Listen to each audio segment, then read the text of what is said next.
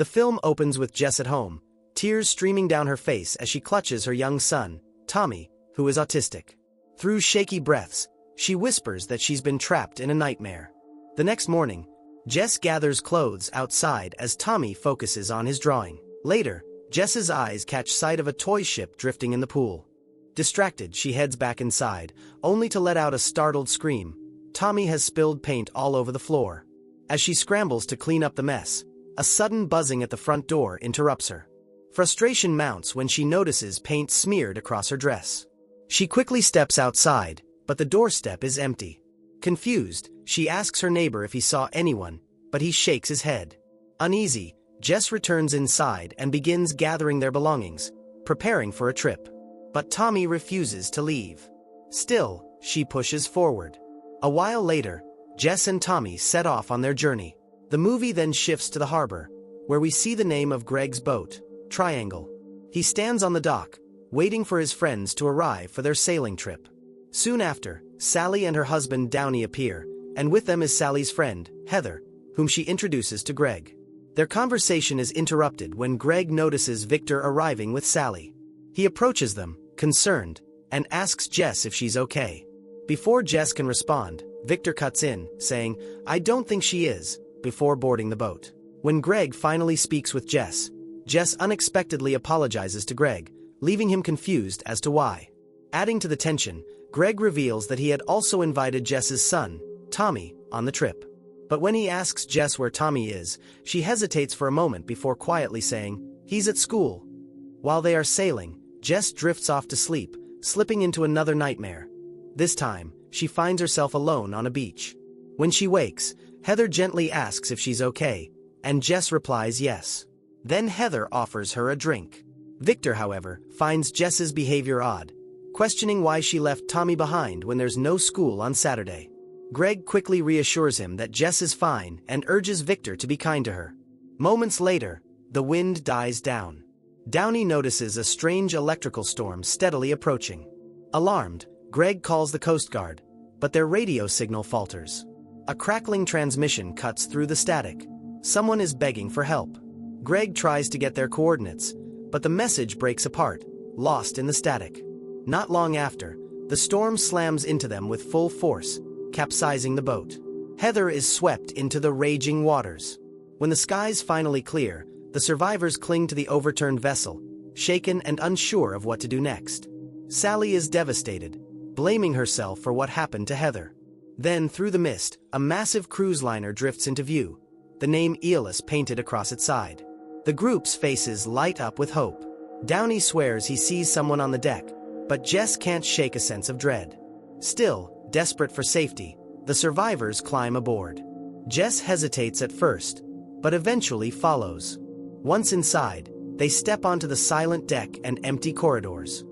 As the group searches the empty liner for signs of life, Jess confides to Greg that the corridors feel strangely familiar, as if she's been there before. Their conversation is interrupted when Victor, Downey, and Sally discover a framed photograph dated 1932, depicting the very same ship they're standing on. It's then revealed that Aeolus is named after the Greek god of the winds, father of Sisyphus, the mythological figure cursed to push a boulder up a hill for eternity, only to watch it roll back down each time. Before they can process this discovery, the sound of heavy clanking echoes through the ship, making them realize they're not alone. Following the noise, the group stumbles upon a set of keys. To everyone's shock, Jess swears they're hers. The others are skeptical, but she insists with growing conviction.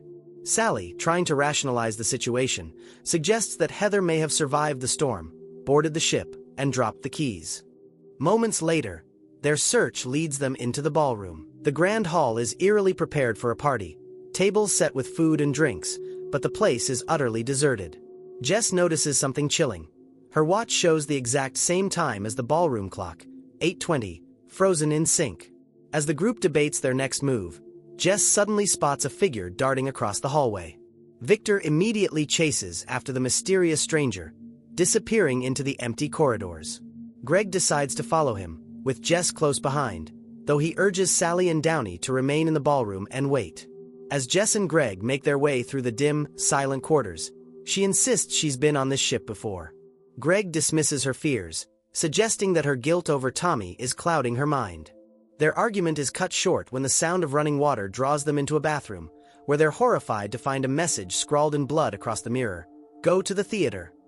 Meanwhile, Victor is still chasing the shadowy figure, following the sound of clanking footsteps deeper into the liner. Jess, shaken by the blood message, is certain something sinister is at play, while Greg dismisses it as a cruel prank by the crew. Their disagreement escalates into an argument, and Jess storms off, leaving Greg behind, more determined than ever to get off the ship. Jess insists she needs to get back home to pick up Tommy from school. Greg tries to apologize to her, but she walks away without listening and returns to the ballroom alone. Suddenly, a heavy thumping echoes nearby. Jess hides, peering out just in time to see Victor stumble into the room, his body drenched in blood. Horrified, she rushes toward him to find out what happened, but instead of explaining, Victor lunges at her and begins strangling her. Jess fights desperately for her life and finally manages to push him off. Still trembling, Jess is startled by the blast of a shotgun. She hurries toward the noise and finds herself in the theater, where Sally and Downey are sobbing over Greg, who has just been shot. Jess is stunned, but Sally quickly turns on her, accusing her of pulling the trigger. Jess denies it, but Sally insists that Greg himself said Jess was the one who shot him. Jess tries to explain that she was with Victor when Greg was attacked, but her words only raise more suspicion. Before they can argue further, gunfire erupts from the balcony. Sally and Downey are hit, collapsing in pain, while Jess scrambles to help them before being forced to flee. She hides in the kitchen, grabbing a knife for protection, but the masked shooter tracks her down. Jess bolts for the lifeboat station, hoping to escape, only for the shooter to catch up. They wrestle over the shotgun before Jess manages to slip away. The chase continues across the upper deck, bullets narrowly missing her. In frustration, the shooter hurls the shotgun at Jess, sending her tumbling over a railing to the lower deck. Bruised but alive, Jess snatches up an axe she finds along the way. The masked attacker reappears, and after a vicious fight, Jess overpowers them. She demands to know who they are. The attacker mutters erratically that the only way Jess can return home is if she kills them. With no choice, Jess strikes with the axe, knocking the attacker overboard into the dark ocean, without ever seeing their face. As she steadies herself, a faint sound draws her attention. From a nearby cabin, an old record player plays the same tune on an endless loop. Then, outside, she hears voices. Jess cautiously steps onto the deck and freezes. On the overturned boat, she sees Greg, Victor, Downey, Sally, and even herself, calling out for help. Jess's eyes widen in horror. The nightmare has come full circle. She's trapped in an endless, terrifying loop. Jess runs off and hides, listening in shock as the group boards the liner, including another version of herself. From the shadows, she watches the same events unfold that had happened not long ago when she first boarded. While the others discuss the myth of Sisyphus, Jess secretly peeks at them, only for her other self to glance back, nearly spotting her. Startled, Jess drops her keys, the sound echoing as she sinks to the floor. The noise draws the group's attention. Jess panics and runs. Retracing her steps, Jess returns to the bathroom where she once found the bloody writing on the mirror with Greg. She overhears the group searching for her, calling out Heather's name. It dawns on her. She has been the person they were hunting all along. Moving through the corridors, Jess spies on the group outside the ballroom, only to be spotted by her other self. She bolts, with Victor chasing her down. When he catches up on the deck, he's baffled at how she managed to get there so quickly. Believing he's still speaking to the Jess he left behind with the others, Victor listens as Jess desperately tries to explain that something strange is happening. She insists that her double is still downstairs with the group, and that countless bodies, including theirs, are scattered all over the ship. She pleads with him to believe her. Everyone is destined to die here. Victor, overwhelmed, refuses to accept it.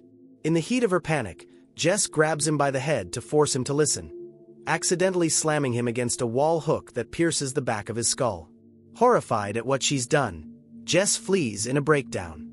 Her escape leads her to a bundle of crumpled notes, all scrawled with the same chilling message: if they board, kill them all. Realization dawns. She is transforming into the very killer she's been running from. Donning a jumpsuit and arming herself with a shotgun, Jess struggles with what she must do to escape. Then, she notices her necklace locket dangling through a metal grate. Looking closer, she finds a pile of identical lockets beneath it. At that moment, the locket around her own neck slips off and falls to the pile below. The truth hits her. Everything is repeating, over and over. With grim determination, Jess gathers ammunition and sets out, preparing to confront both her friends and her other self. From here, we witness the earlier events again, but from a new angle. Victor, Sally, Downey, and Greg's fates before they died. Jess corners Victor at gunpoint but promises she'll fix everything and get them all off the ship. Then, she spots her double entering the ballroom. Instead of strangling Jess as before, Victor is stunned to see two of them. Frozen by disbelief, he can't bring himself to shoot, paralyzed by the impossible sight of two Jesses. Unable to pull the trigger on her double, Jess lets the other version of herself escape. Relieved that Victor finally believes her, she urges him to remember what already happened, that he even tried to strangle her before. But their conversation is cut short by the sound of a shotgun. Jess rushes toward the theater, leaving Victor behind, knowing what's about to unfold. Just as before, she finds Sally and Downey standing over Greg's lifeless body. This time, Jess pushes them aside just as a shot rings out, narrowly saving their lives. Shaken, they flee the theater together. As Sally and Downey follow her, Jess tries to explain that everything happening has already played out, but insists there may be a chance to change the pattern. Confused yet desperate, they cling to her words, hoping she might be right. Jess arms them with a shotgun, warning them not to trust anyone, before heading back for Victor. Instead, she finds a bloody trail leading to the docks, then hears a shotgun blast. She races back towards Sally and Downey, only to discover that another masked version of herself has already reached them. This imposter Jess pretends to be the one who left them with the warning, urging them to follow her. Though Downey is hesitant, he eventually complies. The real Jess shouts from across the quarters, trying to warn them, but her cries are drowned out as her double lures them into a cabin. There, she stabs Downey and Sally. Sally narrowly escapes, while the real Jess arrives just in time to collide with her fleeing in terror. We now understand that every version of Jess, whether desperate or ruthless, is driven by the same thing: the need to get back to her son. While searching for Sally, Jess stumbles across a radio and intercepts Greg's frantic distress call, the same one made before the storm overturned their yacht. The signal cuts out, confirming the cycle is starting over. Pressing on, Jess eventually finds Sally, only to discover dozens of her lifeless bodies scattered around. She comforts the dying Sally, insisting she didn't kill Downey, but as Sally fades, Jess catches sight of yet another version of herself murdering another Jess. With Sally's death, Jess realizes the truth. The yacht always returns when everyone dies, restarting the loop. Once again, she watches the group board the Aeolus. Jess tries to intervene, screaming for the liner to stop, but it's no use. From the docks, she witnesses a version of herself accidentally killing Victor by impaling him on a wall hook. Jess walks away unseen, only to find Downey's corpse in the bathroom. In a haze, she writes, "Go to the theater," across the mirror with his blood before disposing of the body. Moments later, she encounters yet another Sally and Downey waiting in the ballroom. Calmly, she tells them to meet Greg at the theater. Then, slipping into a jumpsuit, shotgun in hand, she dons the mask, embracing the role of the very killer she had feared all along. With the mask on, Jess overhears a version of herself arguing with Greg. After the fight, she follows him onto the theater balcony, hesitates for a moment, then shoots him. When Greg realizes it's Jess behind the mask, it's already too late. From there, she turns the gun on Sally and Downey, just as yet another version of Jess walks in on Greg, repeating the same moment once again. Jess slips away, but this time she's no longer the victim running from the masked killer. She has become the masked attacker herself. The masked Jess hunting, while another version of Jess hides in the ship's kitchen. The loop escalates when two versions of Jess clash on the upper deck in a brutal fight. Realizing she can no longer fight, the real Jess warns her other self not to let anyone board the ship and to kill them all if she ever hopes to make it home, before crashing into the sea below. Jess awakens on the shore, exhausted but alive, and stumbles back to her house. Jess feels a wave of relief as she finally makes it home, spotting her son Tommy through the window, happily drawing. But her peace is shattered when she hears a familiar voice, her own. She looks outside and sees another version of herself gathering clothes and Tommy's toy boat from the yard. Turning back to the window, Jess watches in horror as this other Jess scolds Tommy, yelling at him for leaving the toy behind. Moments later, Tommy notices the Jess outside and accidentally spills paint on the floor. Jess breaks down in tears as she hears her double's cruel voice, slapping and screaming at Tommy out of frustration with his autism. While the other Jess cleans the mess inside, the original Jess rings the doorbell as a distraction. She circles around to the shed, grabs a hammer, and enters the house. Without hesitation, she strikes her abusive counterpart in the head, killing her instantly. But then she notices Tommy, frozen in shock. He has witnessed everything. Jess quickly hugs him, whispering that what he saw was only a bad dream. She stuffs the body into a black bag, retrieves the locket she had previously lost, and drags the bag to the car trunk. With Tommy beside her, Jess sets out again, promising her son that she will never hurt him, no matter what happens. Their journey is cut short when a seagull smashes against the windshield. Jess pulls over, and as Tommy grows upset, she decides to dispose of the bird.